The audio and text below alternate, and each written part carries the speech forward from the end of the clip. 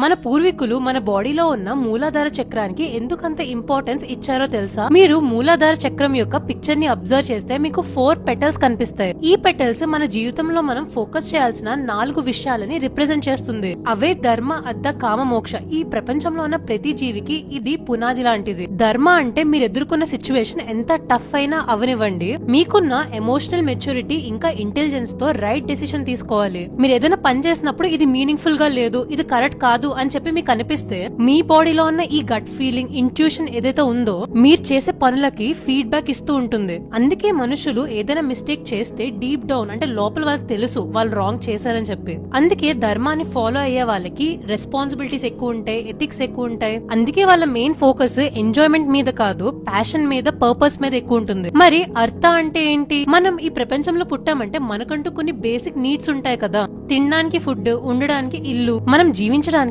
కావాల్సిన మనీ. డబ్బు మీద డిపెండ్ అయ్యే క్యాపిటలిస్టిక్ సొసైటీలో ధర్మంతో పాటు నీకు వెల్త్ ఉండాలి. మనకున్న టాలెంట్స్ ఇంకా స్కిల్స్ ని ఉపయోగించి మనం వెల్త్ ని ఇంకా మనీని సంపాదించాలి. వచ్చిన మనీతో నీ గురించి, నీ ఫ్యామిలీ గురించి కేర్ తీసుకోవాలి. నీకున్న పర్సనల్ లైఫ్ రెస్పాన్సిబిలిటీస్ అన్ని అయిపోయిన తర్వాత మిగిలిన ఆస్తి, మనీ ఏదైతే ఉందో సొసైటీకి కాంట్రిబ్యూట్ చేయడం, చారిటీకి కాంట్రిబ్యూట్ చేయడం. ఈ విధంగా చేస్తే మీ అర్థ గోల్ ఏదైతే ఉందో దాన్ని మీరు రీచ్ అవుతారు. కానీ మీరు ఎప్పుడైతే ఇంకోళ్ళకి హాని చేసి అనెథికల్ గా మనీ సంపాదిస్తున్నారో అర్థ అనేది కిందకి వెళ్ళిపోతుంది.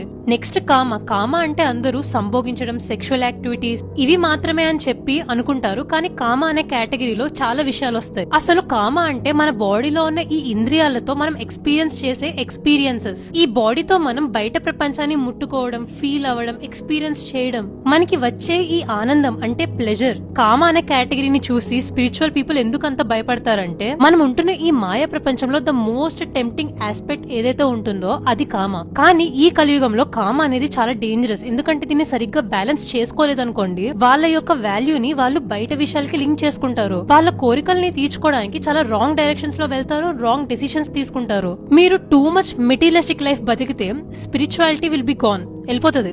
లాస్ట్ నా ఫేవరెట్ కేటగిరీ మోక్ష.